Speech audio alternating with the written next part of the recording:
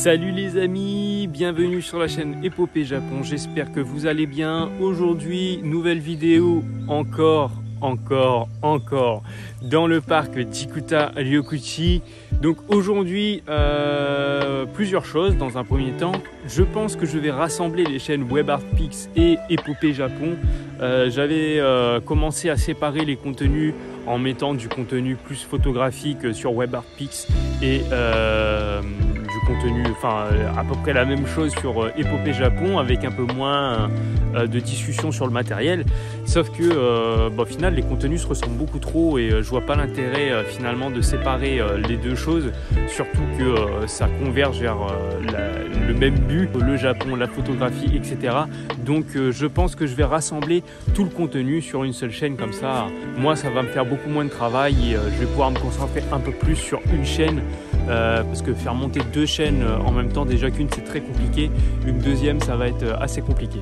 Donc aujourd'hui on se retrouve dans le parc d'Ikuta Ryokuchi. Encore une fois, aujourd'hui je ne vais pas vous présenter forcément du paysage, je ne vais pas forcément vous présenter le parc, mais j'ai décidé de revenir dans la forêt d'Alnus Japonica où on était la dernière fois, cette fois-ci avec donc mon nouvel objectif de chez Canon, mes deux nouveaux objectifs de chez Canon, le 24-105 de la gamme professionnelle et le 70-300, toujours de la gamme professionnelle, le L qui ouvre à f4, f5.6 si mes souvenirs sont bons.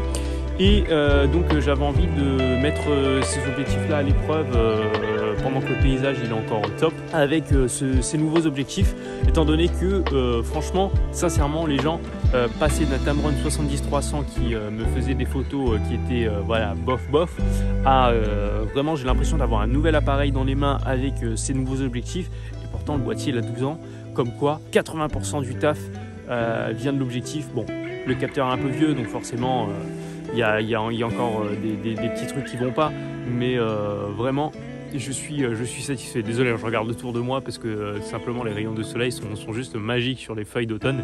Je vais vous passer ça dans la vidéo.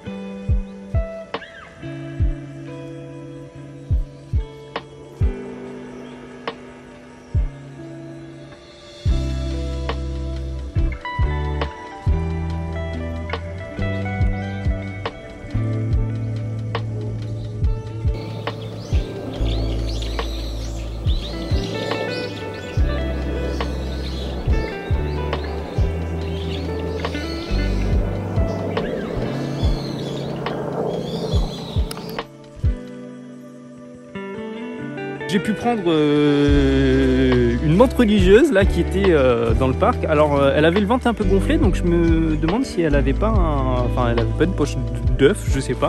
Je suis pas très connaisseur en termes d'insectes, donc j'ai décidé à partir de regrouper le contenu de la chaîne WebArtPix et Épopée Japon sur la même chaîne. J'avais commencé à séparer les contenus, mais finalement ils se ressemblent beaucoup trop et de toute façon ça va dans le même, vers le même but, on va dire, c'est-à-dire vous présenter à la fois le Japon dans un cadre naturel et à la fois de la photographie et de la vidéographie. Aujourd'hui j'ai décidé de revenir dans la forêt d'Alnus Japonica. Donc la dernière fois j'étais venu avec le Tamron 70-300, objectif d'entrée de gamme pour que j'avais pas les moyens tout simplement à l'époque d'investir dans du bon matériel, on va dire comme ça, et j'ai fait me péter la gueule. Cette fois-ci j'ai décidé de revenir avec de bons objectifs parce que j'étais un petit peu déçu des photos que j'avais prises avec le Tamron. Il manquait de piqué, il manquait quelque chose, l'autofocus était complètement à la ramasse, donc les oiseaux j'avais pas pu les choper. Donc là aujourd'hui je suis revenu avec le nouveau Canon, enfin le nouveau c'est un objectif d'occasion, mais voilà, je veux dire nouveau pour moi, mais de bonne facture. Donc le Canon 70-300 et donc la gamme professionnelle, la gamme L, et dans mon sac j'ai aussi le 24-105 également de la gamme L. Donc j'ai pris deux objectifs de plage focale qui couvrent à peu près tous les champs pour pouvoir débuter une activité professionnelle également. Et bon, bah aujourd'hui, je suis revenu dans ce parc fabuleux pour réaliser donc cette vidéo et profiter de mon Canon 550D qui a 12 ans aujourd'hui, mais qui, avec ses nouveaux objectifs, a retrouvé sa jeunesse et me propose quelque chose que j'avais encore jamais expérimenté, une nouvelle expérience. Mon fidèle compagnon, le Canon EOS 550D, que j'aime énormément et que même si je change, donc là j'attends pour pouvoir passer sur le Canon EOS R6 Mark II, mais j'ai pas les moyens encore. Donc en attendant, je continue avec celui-là, mais je pense que celui-là je le revendrai jamais. C'est le premier appareil que j'ai eu et je l'aime tellement malgré le fait qu'il soit dépassé. On va continuer, puis voilà, ça va être un genre de vlog photographique. Je vais vous présenter pas forcément les lieux, on va faire de la photo, je vous passerai ça en fin de vidéo, donc restez bien jusqu'à la fin. Et si vous voulez me soutenir, n'hésitez pas à laisser un pouce bleu et un abonnement, ce sera parfait.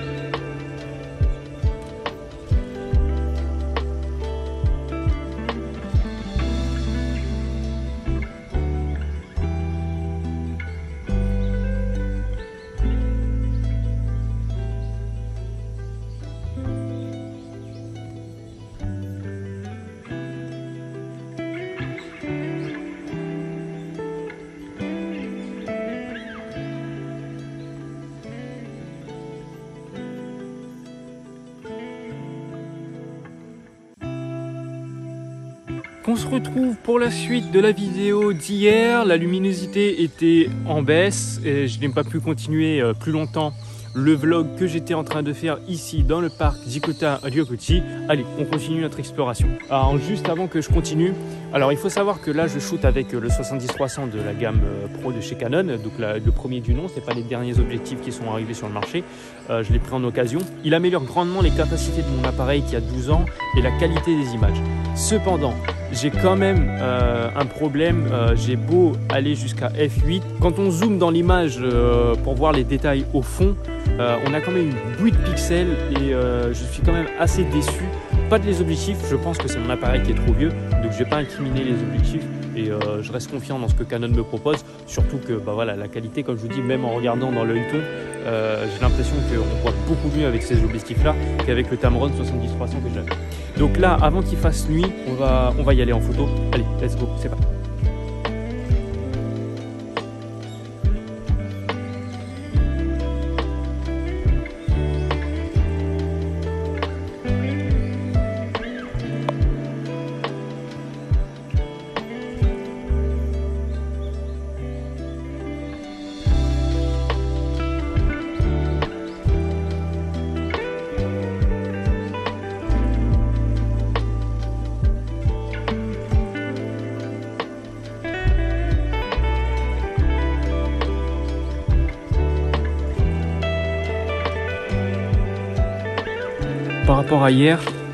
Par rapport à hier, les oiseaux sont pas aussi accessibles que ça à photographier aujourd'hui. Hier, ils étaient dans la partie basse des herbes, donc c'était facile à les photographier. Là, par contre, aujourd'hui, ils sont complètement dans les hautes branches et avec le contre-jour, c'est assez compliqué à prendre en photo. Je sais pas ce que ça va donner, on verra. Je croise les doigts avoir trouvé des oiseaux à photographier. Allez, on continue. Il s'agit donc ici de photos prises la veille. C'est un oiseau qu'on retrouve assez régulièrement ici dans les forêts japonaises. Son nom scientifique, c'est Zosterops japonicus et son petit nom commun, c'est Mejiro.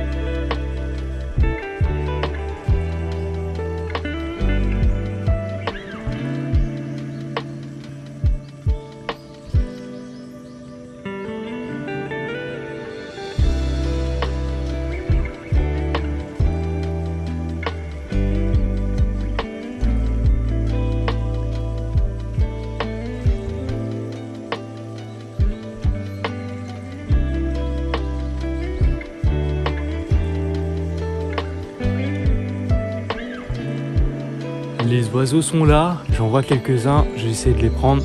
Je pense que c'est des Shiju Kara, donc on va essayer de les prendre en photo.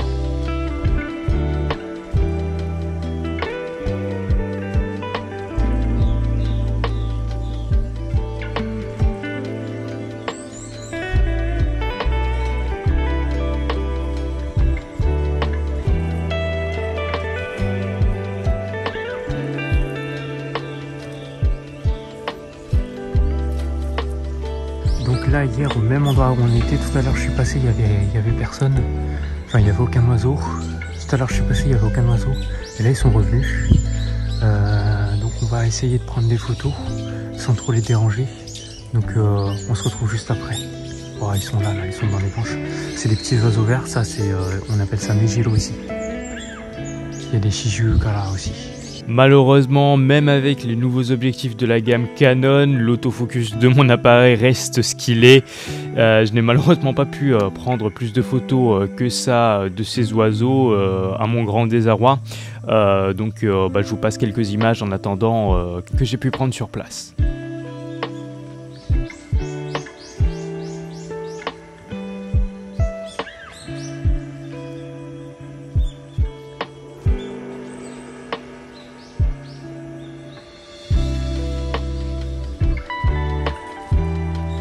Bon, on va s'arrêter là pour la vidéo d'aujourd'hui et celle de hier. Aujourd'hui, les oiseaux ne sont pas descendus très bas dans le feuillage pour que je puisse les prendre en photo.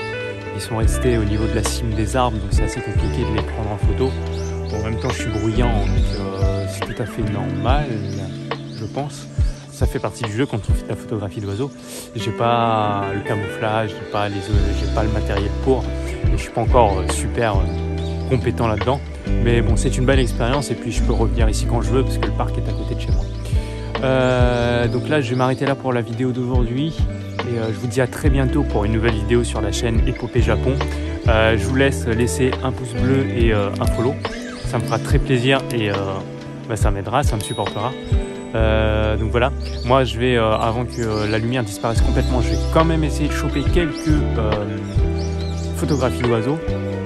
Puis on verra bien ce que ça donne. Allez, ciao les amis, c'était Épopée Japon. On se retrouve très prochainement pour une nouvelle vidéo sur la chaîne.